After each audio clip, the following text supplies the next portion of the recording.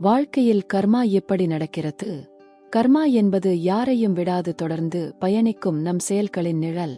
நாம் நினைக்கும், பேசும், செய்கிற ஒவ்வொரு செயலும் ஒரு விதையாக உலகில் விதைக்கப்படுகிறது.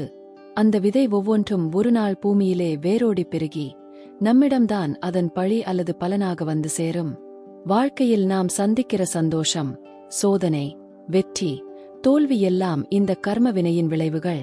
உதாரணமாக, ஒருவர் பிறவியே ஒரு நல்ல குடும்பத்தில் வசதியாக பிறக்கிறாரே என்றால் அது அவர் கடந்த பிறவியில் செய்த நல்ல செயல்களின் விளைவு.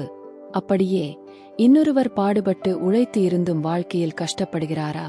அது அவர் அனுபவிக்க வேண்டிய பழைய வினை. இதை புரிந்து கொள்வதற்கு நம் வாழ்க்கையை ஒரு வட்டம் போலவே பார்க்கணும். இன்று விதைத்தது நாளை அறுவடையாகிறது. கர்மா நம்மை உடனே தாக்காது.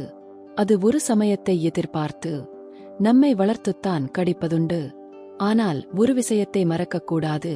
நாம் இப்போ செய்யும் நல்ல செயல்கள், இதயம் கனிந்து சொல்வது, பிறருக்கு உதவுவது, அத்தனையும் எதிர்காலத்தை நம்மோடு பேச வைக்கும் நல்ல கர்மாவாக மாறும். நல்லதையே செய்தால்தான் நல்லதுதான் வருமா? இல்ல. சில சமயம் பழைய கெட்ட கர்மா இன்னும் வேலையில் இருக்கும். ஆனா நீ தொடர்ந்து நல்லதைச் செய்தால் அந்த வினையை குறைக்கலாம். தவம், பக்தி, மனசாட்சி நெருக்கம், பரிகாரம், யோகங்கள், இவை எல்லாம் ஒரு கர்ம சுத்திகரண வழிகள். கர்மா எப்போதும் நீதிமன்றம் போலவே நடக்கும். நீதியை செய்துவிடும். ஆனால் அதில் கோபம் இல்லை. உன் கர்மா நீதான் உருவாக்குகிற கணக்கு. அது யாரோ போட்டு வைத்ததல்ல. வாழ்க்கையில் அமைதி, அமைப்பு, ஆனந்தம் வேண்டுமா? அப்போ நீ விருப்பப்படுகிற வாழ்க்கையை உருவாக்கும் நல்ல கர்மாவை இப்போதே விதையிடு.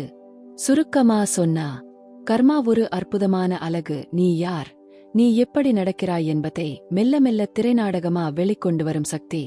செய்வது உனது விருப்பம். அதற்கான விளைவு உனது வருமானம்.